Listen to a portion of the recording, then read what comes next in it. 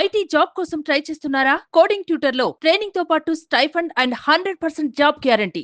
ఆపదలో ఉన్న సాటి మనిషిని కాపాడటం కోసం తన ప్రాణాలను త్యాగం చేసేవాళ్లను హీరో అంటారా? ఇప్పుడు చెప్పబోయేది కూడా ఓ హీరో కథనే. నా కుటుంబం నేను బావుంటే చాలు, ఎవరేమైతే మాకేంటి అనుకునే ఈ రోజుల్లో ఓ మనసున్న మహారాజులా వరదల్లో చిక్కుకున్న వారిని బతికించేందుకు కాలు అడుగు బయటపెట్టిన ఓ యువకుడు ఊహించని విధంగా ప్రాణాలు కోల్పోయాడు.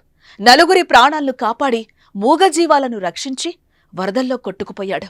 విజయవాడ వరద కన్నీటి గదలో చంద్రశేఖర్ గాథ ఇది.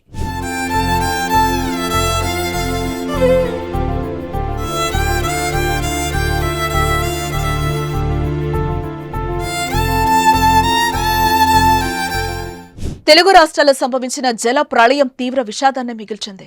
ఏపీలో విజయవాడ, తెలంగాణలోని ఖమ్మం ఎక్కువగా నష్టపోయాయి. ముంపు ప్రాంతాల్లో ఏ ఒక్కరిని కదిపినా కన్నీటి గాథే. ఒక్కరిది ఒక్కో వ్యధ. ఎంతో మంది వరదల్లో చిక్కుకొని ప్రాణాలు కోల్పోయారు. నిర్లక్ష్యంగా వ్యవహరించి చనిపోతే మరికొందరిని దురదృష్టం వెంటాడింది.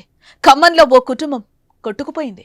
మహబూబాబాద్ జిల్లాలో ఆకేరువాగు యువ సైంటిస్టుతో పాటు ఆమె తండ్రిని బలి తీసుకుంది. విజయవాడలో వరదలు సుమారు 15 మంది ప్రాణాలు తీశాయి.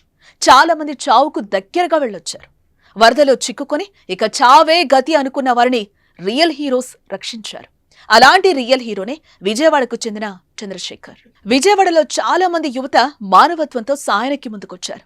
వరదలో చిక్కుకున్న వారిని సైనికులుగా మారి రక్షించారు. వారిలో ఒకరు చంద్రశేఖర్. సింగ్నగర్లో సేవలు అందిస్తూ ఉండగా పోటెత్తిన వరద ఓ డైరీ ఫామ్ ను చుట్టేసింది. అందులో నలుగురు చిక్కుకున్నారు. ప్రాణభయంతో బిక్కుబిక్కుమంటూ ఉన్నారు. వారిని రక్షించేందుకు ముందుకు వెళ్లిన చంద్రశేఖర్ చాకచక్యంతో ప్రాణాలకు తెగించి కాపాడాడు. ఆ నలుగురిని షెడ్డు పైకప్పు మీదకు చేర్చాడు. భయపడకండి, నేనున్నా అంటూ భరోసానిచ్చాడు. మూగజీవాలకు ప్రాణభిక్ష పెట్టాడు. తాళ్లతో కట్టేసిన ఆవులను వదిలేశాడు. ఇక తాను షెడ్డుపైకి ఎక్కేందుకు ప్రయత్నిస్తూ ఉండగా కాలు జారి వరదలో కొట్టుకుపోయాడు. మృత్యు ఒడిలోకి వెళ్లిపోయాడు. ఇక్కడ కన్నీళ్లు పెట్టించే మరో విషయం ఏంటంటే, అతడి భార్య 8 నెలల గర్భిణి. వరదలొచ్చిన సమయంలో ఏ భర్తైనా నిండు గర్భిణిగా ఉన్న భార్య పక్కనే ఉండాలని అనుకుంటారు.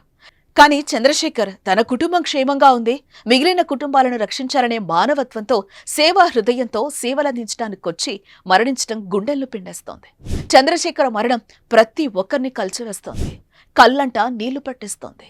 1 నెల ఆగితే తండ్రి కాబోయేవాడు చంద్రశేఖర్. ఆ ఇంట్లో ఎన్నో ఆనందాలు విరబూసేవి. కానీ ఇంతలోనే అతని మరణంతో విషాద ఛాయలు అలుముకున్నాయి.